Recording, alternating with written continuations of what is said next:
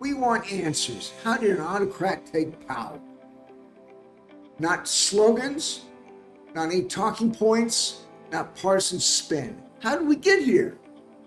How did a country founded on checks and balances, civilian control, and constitutional limits arrive at this moment when power is concentrated in one person and treated as normal? So why does it feel like so many leaders are afraid to even ask the question out loud? This isn't hysteria. This is an exaggeration. This is a serious civic question, one every democracy eventually faces, because autocracy doesn't begin with a crown. It begins when accountability disappears. So we'll be asking those questions if too many in power refuse to ask. Stay tuned.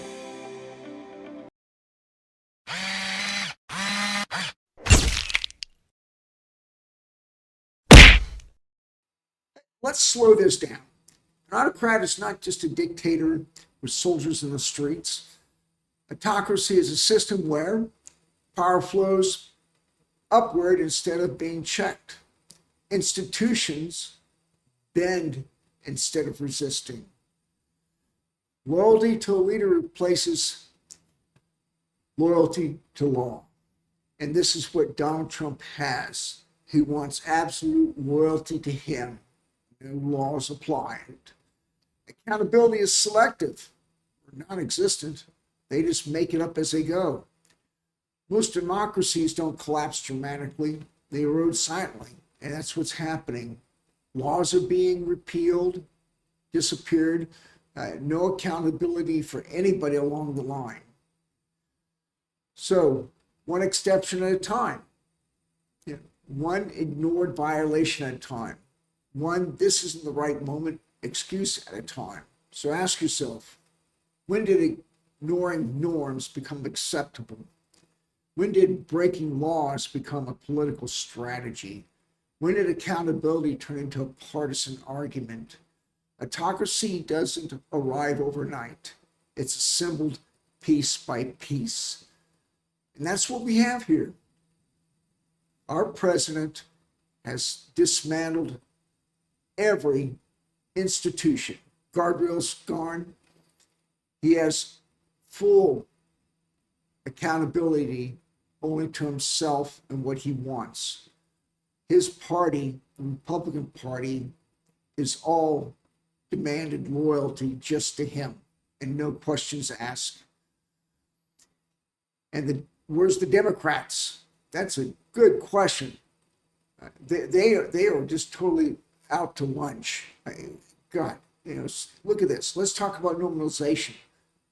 When our president, discredits the courts, unless they are, only for him, attacks the press, demands that they pay him, undermining the elections. Right now, he thinks that, we don't need the midterms. It's not going to happen because we're doing so good. Threaten political opponents. I mean, look at the Fed chair right now being threatened. We've had others in the past, Comey, Letitia James, and now many more getting threatened. He uses his power for personal loyalty. Those actions shouldn't trigger consequences. What happens when they don't? They become precedent, and precedent becomes permission. Okay. Why were violations treated as noise instead of alarms? Why this is dangerous turned into, it's just politics.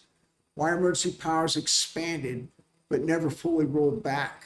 History tells us clearly, danger isn't just one strong man. It's a system that stops enforcing limits. Now, veterans understand power differently. We've lived inside structured authority. We've operated under lawful orders. We understood consequences. And when they taught one thing clearly, no one is above the system. In the military, authority is delegated, not owned. Abuse of power is a failure of leadership. When civilian leadership is held a lower standard than junior officers, in uniform, ignoring the rules wasn't bold leadership, it was misconduct. So why is it excused now? I mean, you've got to look at this. I mean, He writes his own rules. He gets his own money. He doesn't need, Congress. They don't control the purse anymore. Now, why loyalty to one individual praised over loyalty to the Constitution? Why are oath breakers potentially protected while truth tellers are punished? Why consequences treated as options? Veterans didn't swear an oath to a person. We swore to a framework, laws, and accountability. That framework is weakening.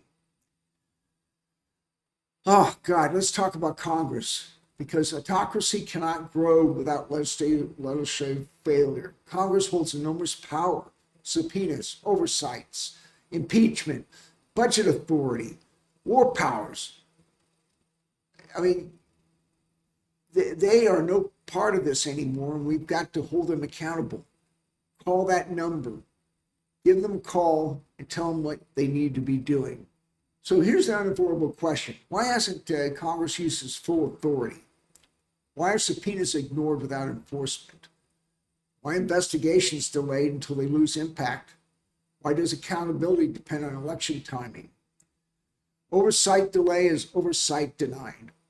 And here, Congress refused to act. Power doesn't disappear, it shifts. Who benefits when Congress hesitates? The president. Who profits from paralysis? The president.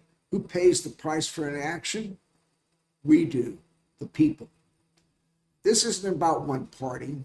It's about whether the branch designed to check executive power still functions. It doesn't. Now look at this. Autocracy feeds on fear. Fear of losing elections, fear of losing donors, fear of losing influence, fear of being targeted. Fear produces silence. Fear is not neutral. Silence is permission. Okay? Why are so many leaders afraid to say what they know? Who is truth framed as too divisive? Why is unity defined as compliance? Every autocratic system depends on people who know better to say nothing. History is unforgiving on this point. When institutions choose comfort over courage, power hardens. Okay, why this moment matters. This is not a future problem, it's a present one. We have a president that's unchecked. He's moving and doing everything he wants. He's got money that he's pulling in from oil and from everybody else. Now he's got a peace council that they pay $1 billion to Donald Trump, and he does whatever he wants to do with it. Autocracy doesn't announce itself. It asks for patience, it asks for delay, and it asks for one more excuse. And here's one more. What happens if this pattern continues? What precedents are set for the next leader? What country we are leaving behind? It's our country. Democracy doesn't just survive on autopilot. It survives people to defend it, especially when it's uncomfortable. We have got to get Congress doing that. We want answers. Why accountability failed, why oversight stalled, why power went unchecked. When we stop asking, because the cost of silence is always higher than the cost of courage, demand answers, demand accountability, demand action.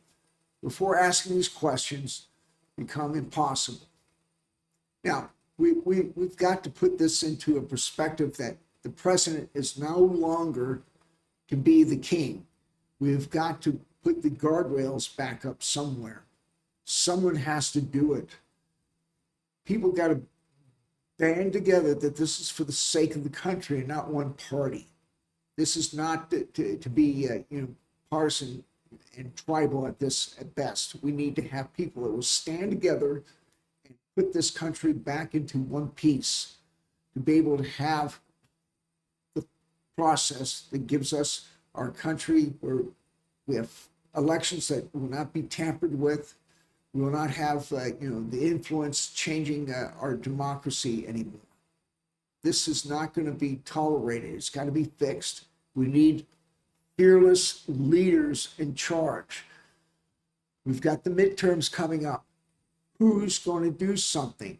Who's going to stand up? We've got to have somebody to be accountable to this, king.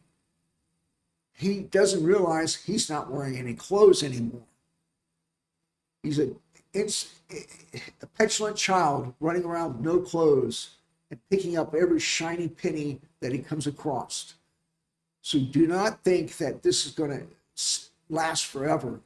It's got to stop. If you don't stop it, who will?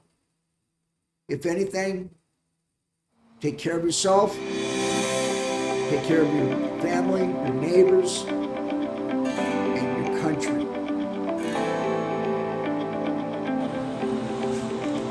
Thanks for tuning in. Stay curious, stay kind, and as always, have a wonderful rowdy. Take good care of yourself and each other. Don't forget to like, subscribe, and ring that bell. I'll see you in the next video.